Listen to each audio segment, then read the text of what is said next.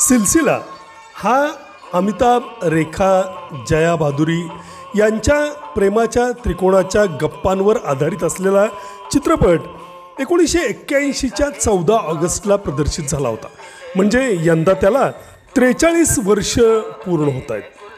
अमिताभ, रेखा यांच्या त्यावेळच्या कथित प्रेमसंबंधांवरून यश चोप्रा यांनी एक बिझनेसमॅन म्हणून त्याचा बिझनेस करायचा विचार केला आणि चित्रपट बनवला, तो सिलसिला.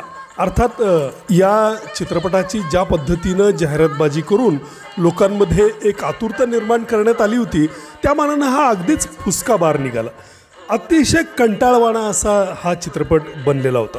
नाही म्हणायला शिवहरी यांचं संगीत खूपच सुंदर होतं आणि जावेद अख्तर यांनी गीतकार म्हणून या चित्रपटातून पदार्पण केलं. गाणी हा मात्र या चित्रपटाचा मुख्य घटक.